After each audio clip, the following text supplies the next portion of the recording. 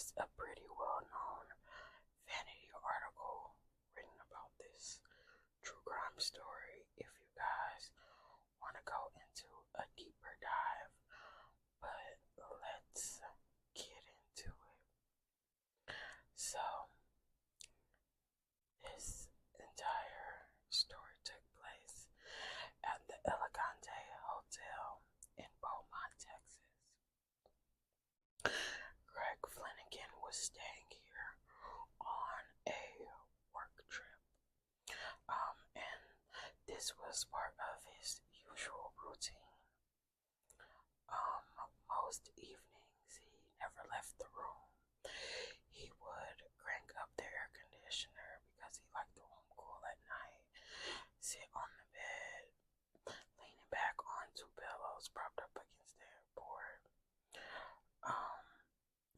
And he would always lay out a white hand tile where he would place his ashtray, his cigarettes, his Blackberry, the TV remote, and a candy bar. That was like his thing. He ate a candy bar while he smoked his cigarettes every night. So he had this same routine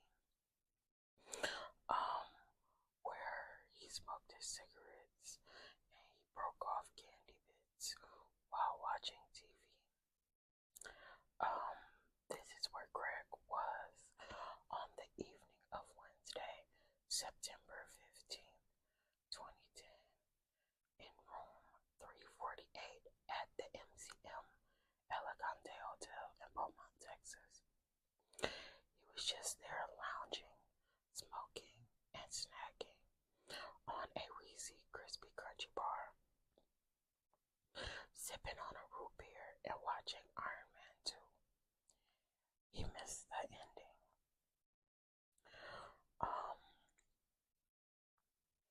At some point during the loud computer-generated showdown at the end of the film, and amid all the fake violence, Greg was struck from nowhere with a real shattering blow.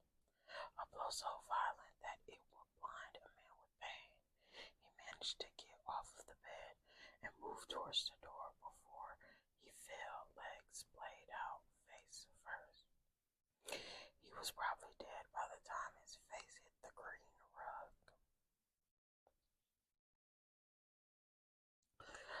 The following morning, Susie Flanagan, Greg's wife, called Greg's office. The husband and wife usually spoke every single morning, but he hadn't called and he wasn't answering his phone. When he failed to turn up at the office, two of his co-workers drove over to the hotel and knocked on the door. But there was no answer, so they got the hotel manager to open it. Their alarmed calls brought an ambulance and the Beaumont police.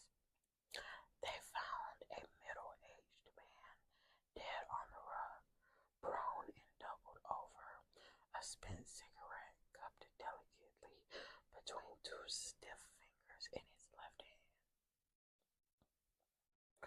Room 348 was stuffy and exceptionally warm. The man's skin color had gone grayish blue, and there was a wet spot on his crotch in his blue pajamas, but that wasn't unusual.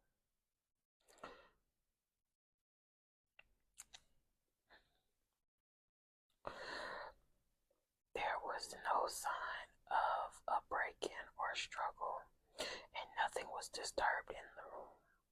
There was no blood or no obvious wounds. Flanagan's wallet was still in his back pocket of his jeans, and a stack of $100 bills in it, so robbery was immediately ruled out.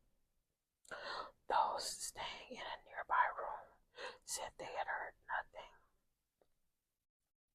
and as the detectives questioned the neighbors, they told him it was probably like a natural causes thing. And this became like the narrative that they initially ran with, that there was a man in room 348 found dead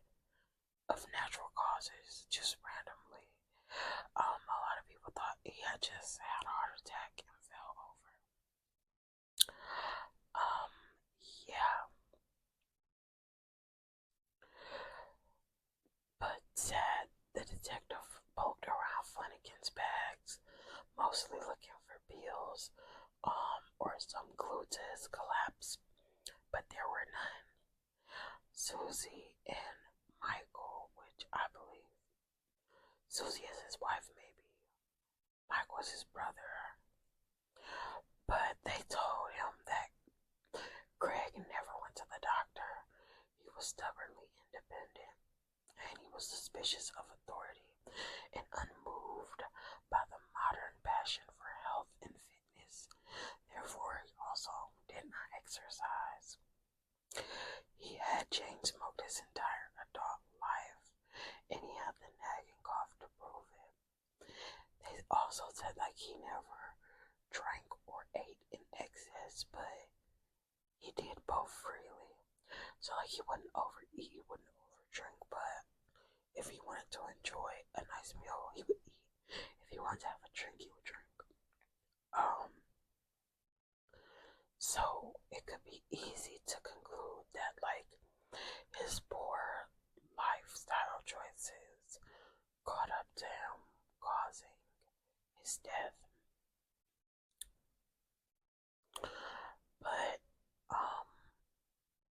the detective and the authorities thought there may be more to the story than just a man who died of natural causes. So, after methodical inspection from the coroner, the only marks found on the body were a 1-inch abrasion on his left cheek, where his face had hit the rug, and a 1/2-inch laceration in his scrotum, which was interesting. The sac itself was swollen and discolored, and around the wound was a small amount of edema fluid. The bruising had spread up the groin area and across the right hip. Something had hit him hard. When the coroner opened the front of the torso, he discovered a surprising amount of blood and extensive internal damage. A certain amount of partially digested food had been torn from his intestines. The doctor found small lacerations there and on the stomach and liver as well, and 2 broken ribs and a hole in the right atrium of the heart. The conditions of his insides reflected severe trauma. Flanagan had been beaten to death or crushed. That was what they were concluding. And the coroner concluded that the wound on his genitals likely had been caused by a hard kick. He had also taken a blow to the chest so severe that it would have caused lethal damage. He would have bled out in less than 30 seconds. On the official form, next to manner of death, the coroner wrote homicide. So, essentially, the story turns into a whodunit where they try to piece together the puzzle. And if you want to go into great detail, I suggest checking out the Vanity Fair article. After the full investigation, detectives pinned down the killer as Lance Mueller, who was a local electrician. He admits, like, I guess him and Greg were hanging out, and he was drunk playing around with the gun, and he accidentally shot Greg. He had himself patched the hole with toothpaste, and he had hidden the gun immediately in his car and stashed it with a friend for a few days after the incident, and then eventually handed it over to an attorney for safekeeping before he fled Texas. It honestly seems like it was an accident, and he tried to apologize in court and everything, and this is 2 years later now. But the apology was too little, too late, and then after he hid the gun and all of that and fled the state, so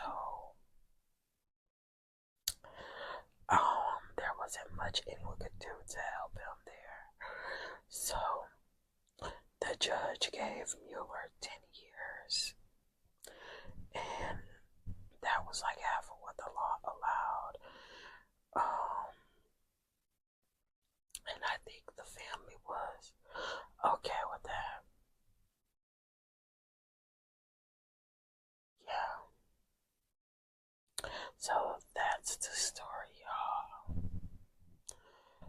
of Greg Flanagan, also known as the man who died in room 348. So, yeah, y'all, that is day 30 of the Monster Mash Marathon. We